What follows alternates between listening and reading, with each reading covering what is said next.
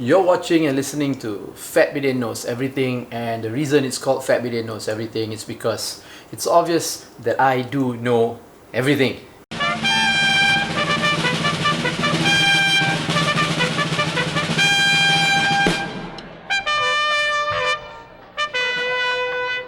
Okay, now this week I'm going to be talking about something that I don't know. You know that guy by the name of Anwar Ibrahim.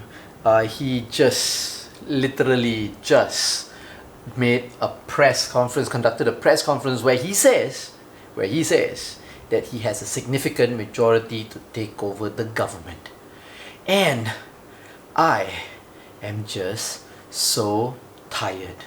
Now this episode is brought to you by Lemona.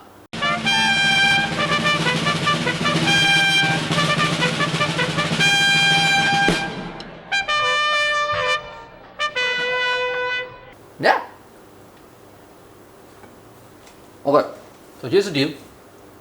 I don't know if I need to explain a lot, alright? But Anwar Ibrahim just did a press conference at Meridian Hotel and see where it's going, right? Yeah, he has made an announcement saying that he has a majority of the member of parliament who are in support of him to form the government, or I guess take over the current government. Conclusively, we have a strong, formidable majority. I'm not talking about 4, 5, 6. I'm talking about much more than that. This is good lemonade. We know that in March, a couple of Pakatan Harapan MPs had jumped and moved over to Barisan Nasional, well, not really Barisan Nasional, because they formed a new coalition together with UMNO and all that, or Perikatan Nasional, and they took over the government from Pakatan Harapan. And this move was called the Sheraton move because Sheraton Hotel played a big part in it by being a venue, right? And then people are calling it a backdoor government. So over that course between March and now, many of the Pakatan Harapan politicians have been calling these people who jump as traitors, because they are, right? Because they were voted under one coalition and now they jump over and form a new government. And some of the Pakatan Harapan MPs have not been giving up and they've been trying to see if they can actually retake the government again. But after so many months had gone by, I thought that they've already accepted fate. Accepted the fact that, look, they're not the government anymore, they're now the opposition again, and they would have to continue as opposition and wait for the next general elections, right? But I guess Anwar Ibrahim has not given up, and today he made that announcement. And during the press conference, people were asking him, right? People were asking him, how many members of parliament does he have to form the government? He doesn't want to say, he's refusing to say. He says he needs to talk to the Agong first because respect must be given to the Agong. But he says that it's significant and it's not a 5 to 10 man kind of majority. It's a very significant majority, right? And that's it, right? And he has reached out to Muhyiddin. He said, look, Muhyiddin, we can be open to it. We've toppled your government. Well, he's saying that he's toppled the government, right? You can still play a role in whatever position is available if you accept this fate, right?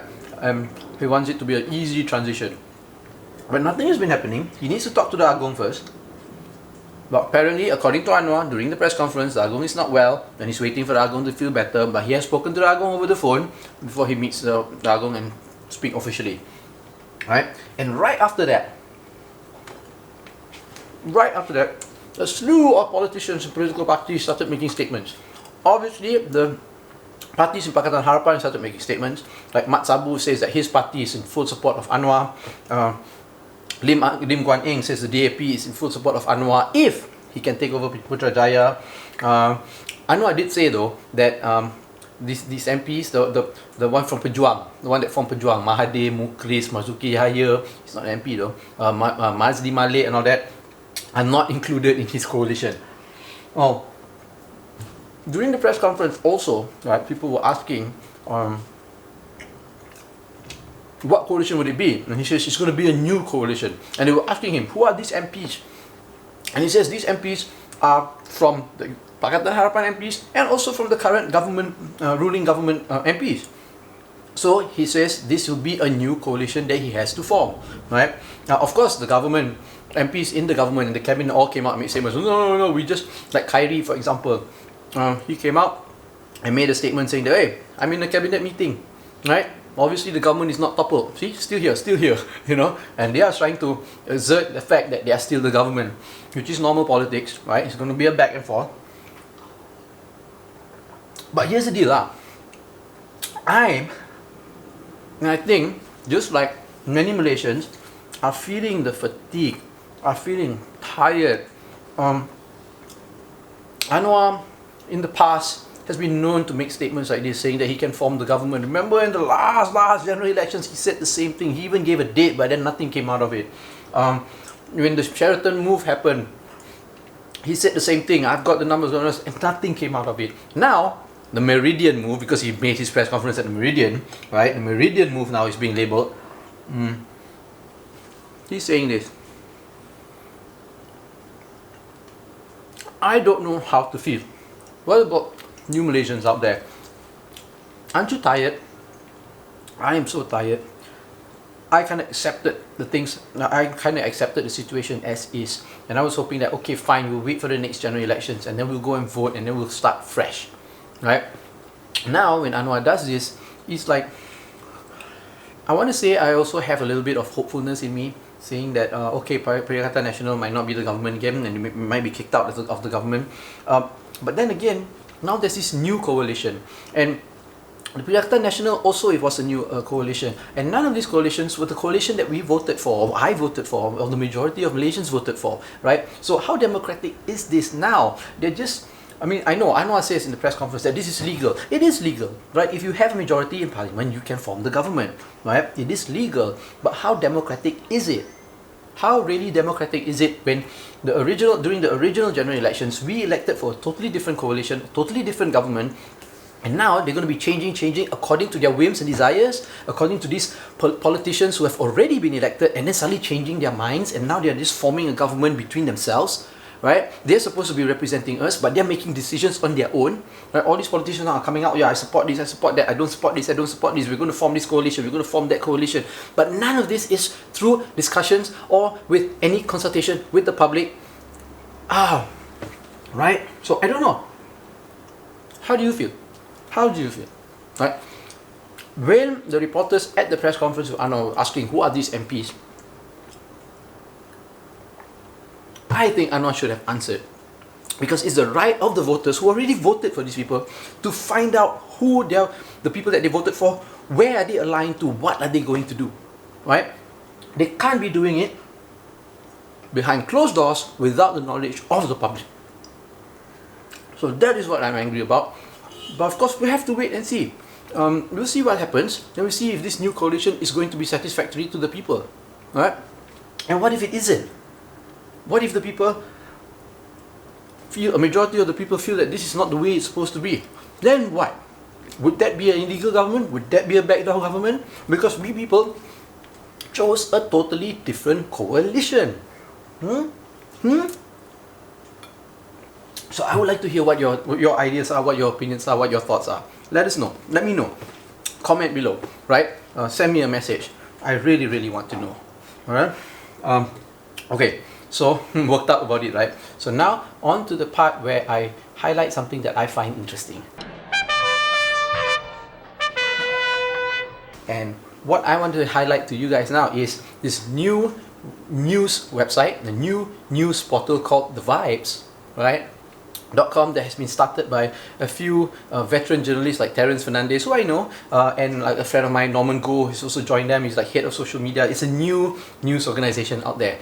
It looks like it's a fresh news organization. The way they present their information, it's all news, but the way they do it, the look and feel seems very new, seems very fresh, and I'm excited to see how they're going to develop. So it has caught my interest, and I want to tell you guys, hey, there's this new website, and it's a news organization, it's a news website, it's a news portal, and I think Malaysia can only thrive, can only progress with more news organizations coming out, more news portals coming out. The more the better, at least people have more options to get their information from. Okay, so that's it. Like this video, don't like this video, subscribe, follow us on all our social media platforms, or go to fatbidin.com to get everything. You've been watching and listening to Fat Bidin Knows Everything, and I've got 3 kids, 1 wife, and me to support. So you've got to, like, you know, help fund my life. So you actually can go to the Fat Bidin e-store, right? I'm gonna link it below. Right? And you can get actually like Fat Bidin merchandise, right? And most of it are actually books. I used to sell DVDs and films and all that, but hey, everything's available on YouTube now. So now if you want to get Fat Bidin merchandise, it's mostly books. So I've got books here. See, like this book. This is called The Adventures of a Kerala in Afghanistan. It's a graphic novel. See, graphic novel which I wrote and illustrated with my buddy Apan, right? It's a non-fiction one. It's about my time in Afghanistan shooting a documentary for a month when I was there. See, I'm a war journalist, right? So it's a really good book, right? I've got this non-fiction novel. It's called Operation Nasi Kerabu, Finding Patani in an Islamic Insurgency. This book I wrote because I spent some time in southern Thailand where there's a war there. You all know there's a war there, right? In Patani, right? I shot a documentary there which was banned for broadcast, but hey, they allowed me to publish a book. And if you get the book, there is a QR code at the back, right? There's a QR code at the back which allows you to watch it for free online.